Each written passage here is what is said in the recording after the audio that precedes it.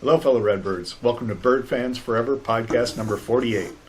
Please follow us on our @BirdFansForever Twitter account to be notified of our latest podcast videos and participate in our fun polls. Also, go visit our website, www.birdfansforever.com, where you can find a list of our previous podcasts. Finally, go visit Bird Fans Forever on YouTube and slam dunk that subscribe button. YouTube has our archive of classic Redbird games that we've obtained from so many kind Redbird fans who shared their video libraries with us. We're still adding to our list of online games, so head over there to our YouTube site and find an old game to watch. Don't forget to support our Redbirds by buying the Empower the Nest beer from Keg Grove Brewing Company. Right here. Bird Fans Forever members don't want to be the only supporters. We're excited for our guest today, who is a 2-year letter winner in softball and 4-year letter winner in basketball. She holds the second all-time single-game scoring record with 41 points in one game. She was also a Bone Scholar and an academic All-American and 1987 inductee to the ISU Athletics Percy Family Hall of Fame. Welcome to Bird Fans Forever, Redbird for Life, Beth Landes-Ehresman.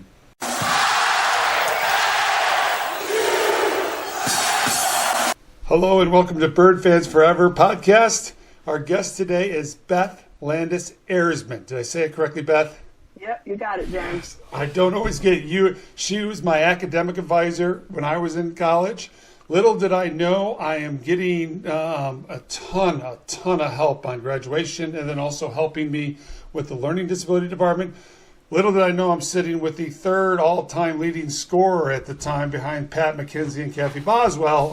Had no idea, the clueless freshman. So thank you for being on. Oh, thanks for having me. I've been looking forward to it, to talking to you.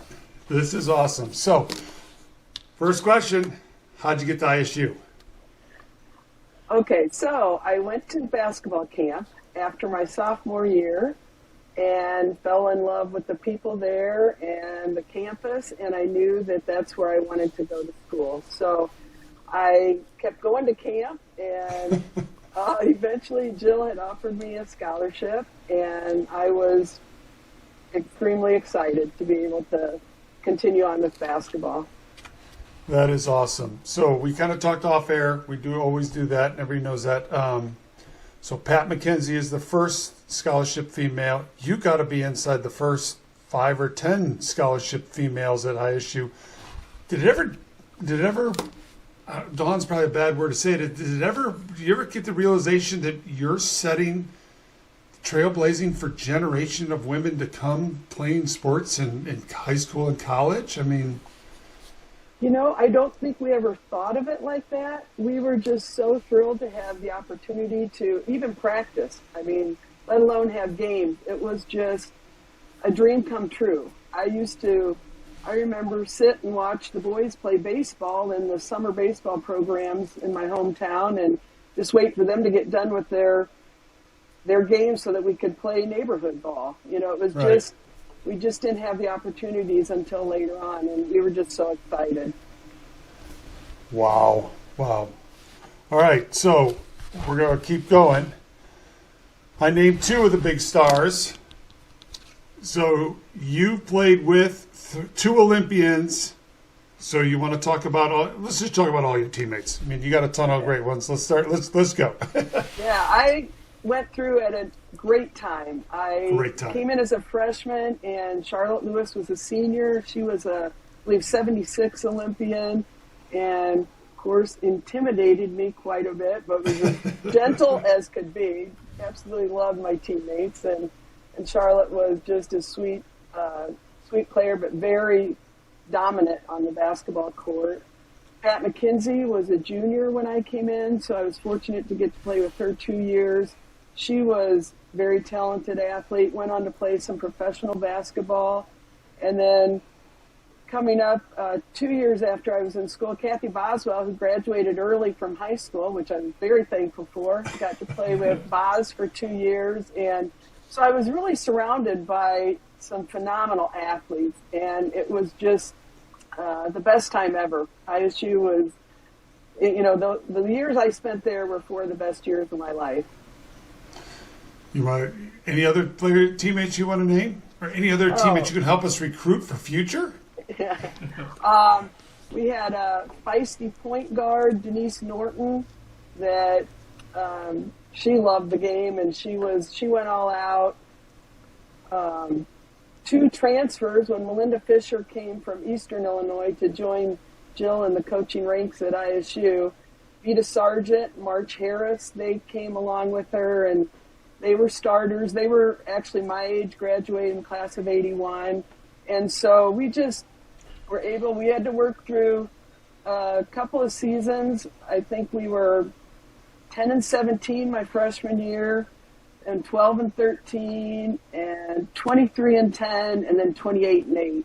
So I don't remember all the games we won and lost, but for some reason I can remember those records. And, I remember the last game of my senior year, we lost to Tennessee, and it was pretty devastating to end a career. I think every athlete feels that.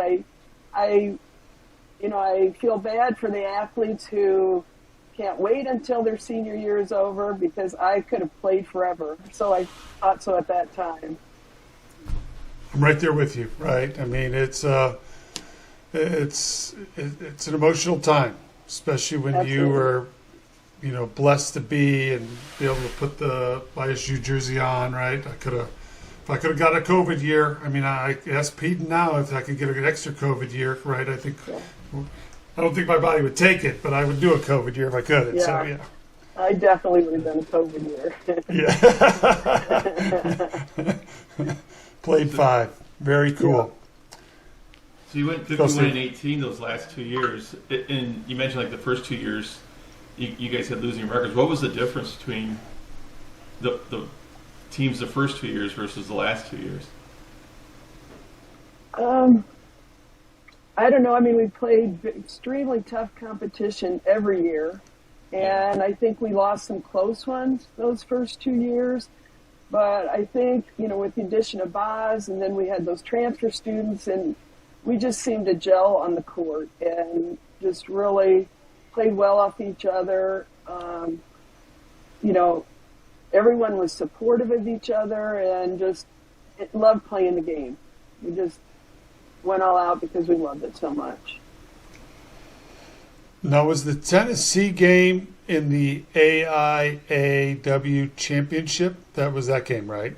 It was, we had gone to, at that time, it was still AIAW. I think that was the last year. And we went down to Texas, and we beat Texas.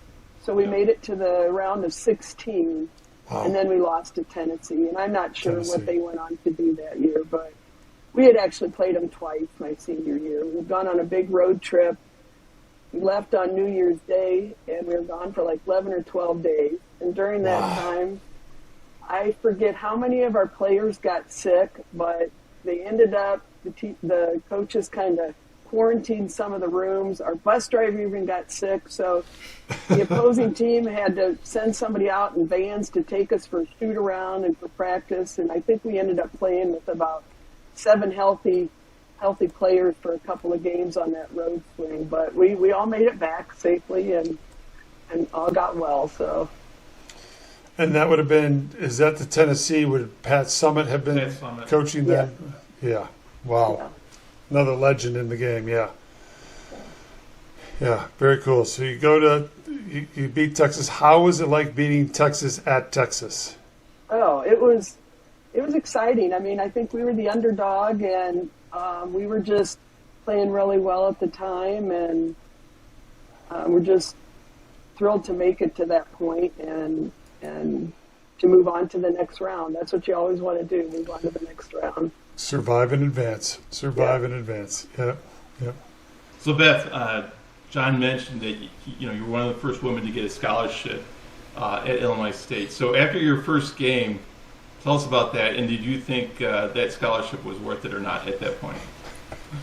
Yeah, I wasn't too sure, to be honest. We left and we went to Oskaloosa, Iowa to play, I believe it was William Penn College, and there was a JV and then a varsity game. At that time, there were still, I think, 3 teams. So both teams traveled there, and a snowstorm hit while we were playing. So on the way back, we traveled in station wagons, of course, and I believe all the station wagons went in the ditches. And so the coaches, not wanting to pay for the tow trucks, which we could see the tow trucks stationed right across the road waiting for us to call them, but they didn't want to pay for that, so we all had to get out while the coaches drove the station wagons out of the ditches. So we got home really early in the morning after driving all night, and yes, I questioned whether or not I needed to play basketball for 4 years. It was going to be like that. And then off the air, Jon equates your tragic story. Jon, tell about your tragic story. Well, the charter had a young lady flight attendant that was pregnant, and so he did get the flyback from Southern Illinois. He doesn't the get airplane, the charter plane, which is just like a station wagon.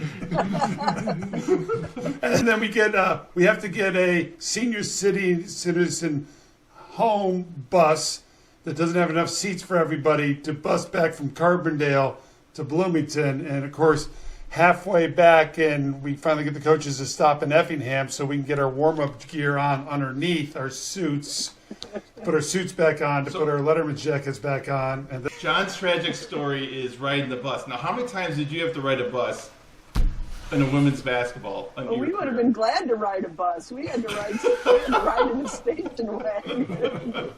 A bus was a luxury whenever we got to take the bus. Well, then you should tell the story about how the bus you did get to take, you end up getting sick on. So that's another good story. So let's hear about you getting sick, leaving New Year's Eve and going on that trip. Oh, yeah.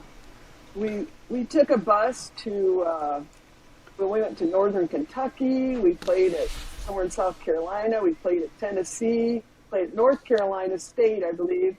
And we were gone 11 days, left on New Year's Day.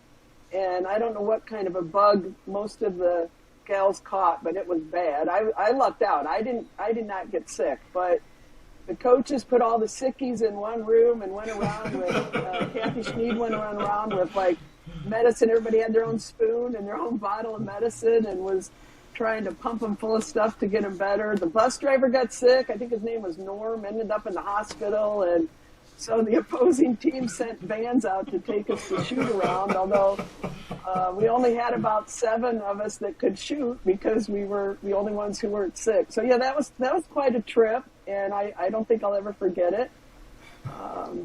Luckily, we won most of those games that are on the road, even though there were a lot of sick players. So Coach Jill, she put all the protocols in for COVID. They contacted her because she was segregating all you guys. No. Yeah, I guess so. She was segregating 40 years ahead of COVID. 40 years ahead of COVID. So 40 years. Yeah. So we talk about basketball, but you just happen to play another sport at ISU as well. I did play softball for 3 years. Jill and Linda were the coaches until Margie Wright and Melinda Fisher came from Eastern, and then they took over the softball program. And it was interesting. I was a pitcher, sort of. I know our best pitcher, they were saving her for the nightcap, and so I don't know what happened to probably the second, third, and fourth pitchers, but Jill had to throw me into pitch, and it was getting so bad she had to say, "Hey, just throw it slow pitch and let them hit it," which I think she sacrificed that game for the nightcap. But I didn't play softball my senior year because they allowed me to split my student teaching around basketball, so I could student teach 6 weeks of elementary in the fall and then 9 weeks of high school in the spring. And then I could graduate within the 4 years. So basketball was from when to when during the season? And then softball, you immediately just went right into softball? Yeah, pretty much.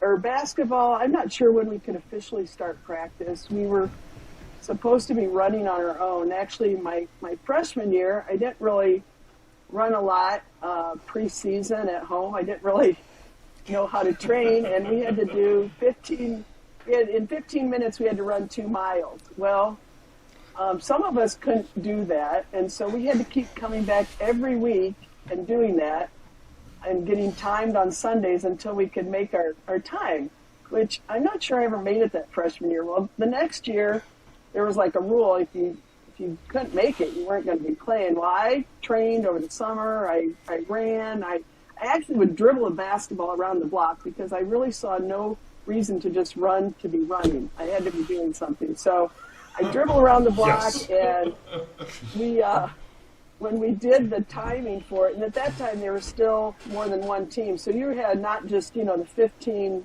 that were on the varsity, you had, 35, 40 kids trying out for the other team. So we were running this 2 miles in Horton Fieldhouse because it was bad weather outside, and they had some curtains that dropped down on the inside of that indoor track. Well, the coaches found out that some players cut across and were cutting corners. And I did not. I ran the entire 2 miles, and when they found out that happened, they made us all run it again. And I told Jill I never forgive her for that because I worked so hard to make that time, and then I had to run it again. So that's always a fond memory too.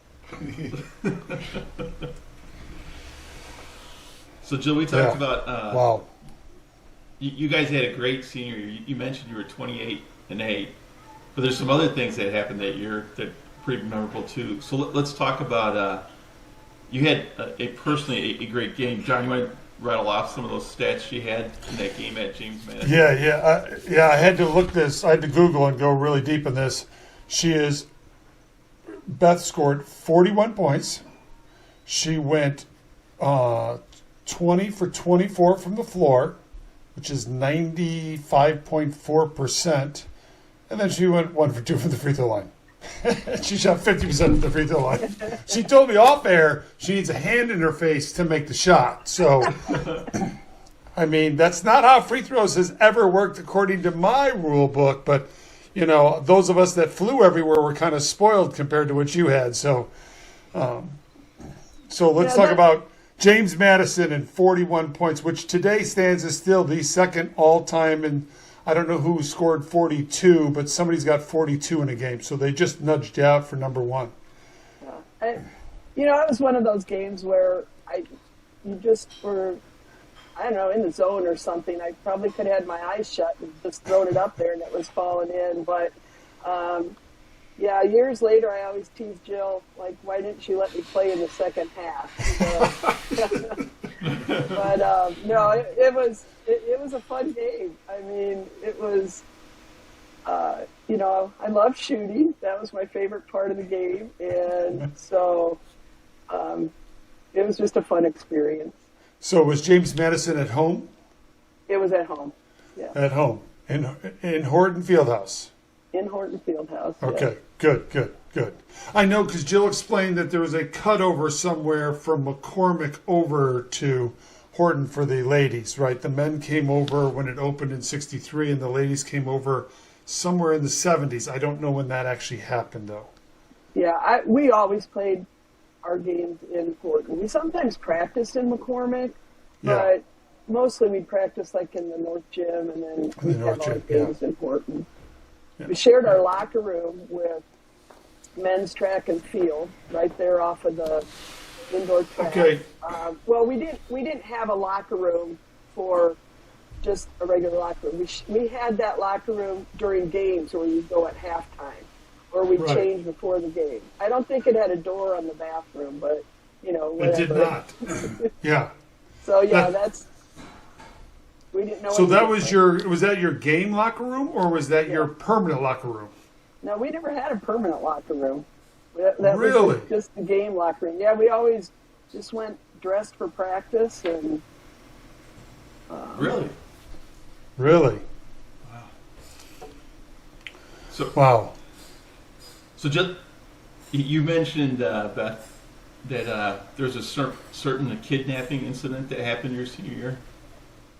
Oh yeah, I think it was kind of like, you know how they do initiation sometimes for freshmen. I don't know why they waited till I was a senior, but we were actually, I think they were just picking on me. I don't know. We were over in Kathy Boslow's room, and we were just, it was just like a weeknight, and they had some music playing, and I guess it was a cue for when that song, Another One Bites the Dust, came on. They all like got up and they like started tying belts around me to, you know, to strap me, and I don't remember how they did that, but they somehow put a hot dog on top of my head, so that they were hoping that Jill's dog, when they threw me out on her lawn, that her dog would come and eat that hot dog.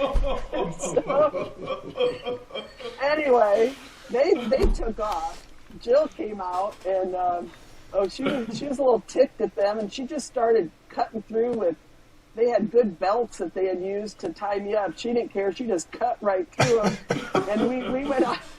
We went off chasing them, and I don't even remember if we ever caught them or not. But that was, you know, it was actually kind of fun when I think about it now. But back then, I'm like, what in the world is going on?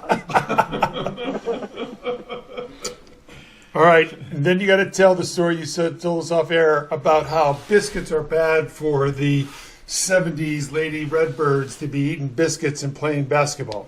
Oh, yeah, very bad. I don't know if it was my junior or senior year. I think it was maybe junior year. We went to University of Dayton, and we stopped at a Bob Evans beforehand, and I think Boz was the one that probably won the prize for eating the most biscuits, but we got to that court, and it was like slow motion, couldn't move, and it was really bad. We lost. We should not have lost to that team. But we did, and I don't think we ever had another biscuit in anybody's entire career. So Beth, you know, we talked about in 80-81, you guys beat Texas, right? Yes. And then you played one of the iconic teams against one of the iconic coaches, Tennessee. But what that team should go down to, and everyone at Illinois State should be the most proud of, is you guys beat U of I not once, not twice. You beat them 3 times that season. I don't know if you remember that, but you went to Champaign first. You beat them 84-81. You came back, beat them at Normal. Okay, so you played them twice during the regular season. And then you shellacked them in the regional, the first game. You beat them by 28 points. The men's team hasn't beat U of I once, and you guys beat them 3 times. Never! 3 times in one season. That, to me, is awesome. I didn't remember that. It was always good to beat U of I. I remember my freshman year, we went to Huff Gymnasium, and we were playing U of I, and I remember my teammates told me that, they have this really great pizza place. It's called Garcia's, and we always eat there when we go to U of I. It was before Normal in Bloomington, before we had Garcia's. Well, we lost, and so there was no eating at Garcia's after the game. We came straight back, and I think we had to eat in town then in Normal when we got back. So, we never liked losing to U of I.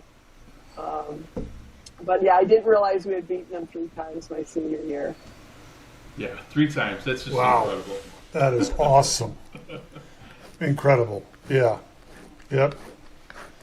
All right. So, like I said earlier when I started, you were my academic advisor. I can never thank you enough. Sonny and Gerard and Randy, we all got degrees, and you were a big part of that.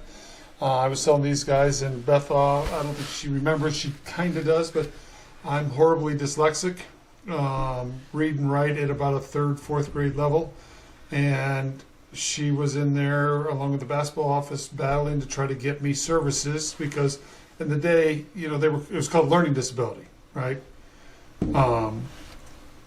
So, I mean, what a horrible name, but that's what we were called. We were called LD, learning disability kids. And so just being able to get tests read to me and, not be punished for spelling mistakes. These guys see how badly my spelling is.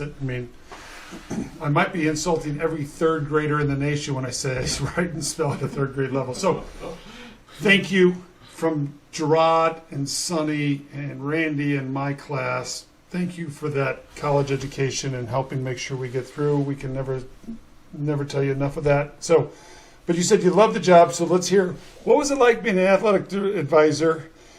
You know, and tell us how you became an athletic advisor. Okay, well, it was a dream job. And what happened was I had been coaching and teaching for 3 years and decided that coaching wasn't near as much fun for me as playing. And I missed, being on the college campus. And so I decided I was going to go back to school. And I thought, I'm going to go into computers because that was all the rage. And that's where, all the big jobs were. And so I end up in this intro class to computers, and just by chance there was a gal who I had in class my first year of teaching at Mid-County High School, and I leaned over to her and I was like, hey, how do you turn this thing on? And the instructor's going on and on and on, and I'm like, okay, I got to get out of here because it's the first day and I'm lost in the first 2 minutes of class. So I went and talked to Jill, and she was like, well, why don't you go into counseling and then you can be our advisor? I'm like, maybe that sounds pretty good. So went and checked out the program, loved the counselor ed program. They had different sequences. You could do counseling in higher education, school counseling, or human services counseling. So I was able to fit in both the higher education and the school counseling, which ended up, I was at ISU, so higher ed for 10 years, and was a stay-at-home mom for 5 years. And when I went back to work, I was school counselor in the district in where my kids were going to school. So it ended up being an ideal master's degree program for me. I absolutely loved working with the athletes. I did the academic advising I had a lot of the sports, I think all of them except football and volleyball. There was another advisor for that. But then I did with men's and women's basketball. They called it targeting at that time. I don't know what it is now, but it wasn't targeting. it was called targeting. I wasn't really tutoring. I was meeting on a weekly basis with the gals and the guys to just kind of say, Absolutely. Hey, what you got going on this week? Work on time management. We do fill out sheets, Yep. When you can do study time, because they were so busy with basketball and they're watching film and doing weights and just everything that had to be done. So it really was a dream job for me, and I probably would have never left there except I wanted to stay at home with my kids. And then when I got into the school counseling position, I loved that also. So it ended up being a wonderful career for me. Yeah, and she should have gotten hazard pay because she was meeting with me weekly for 5 years, probably thinking, why can this? You actually stopped. I only met with you monthly my senior year because I had technically graduated during the summer. So I was just taking classes, but you still kept meeting with me. Bender had it, I think it was every other week or every monthly because of those classes. As long as I got grades that weren't Fs, I was in good shape. So. Yeah, it was a dream job. Perfect, So love it. You did it for 10 years. What was the most? I mean, it had to be really rewarding, right? But it had to have its challenges too. What was some of the challenging parts of it? I think that the challenge was when you'd see maybe students who are working really hard and they weren't succeeding. You would have students who went on probation, or if they went on probation a second time, or they were ineligible, or, it was just hard to watch because they were just so overwhelmed. But most of them were able to work through all that and ended up being very successful. So it was very rewarding to see that. Yeah. Yeah.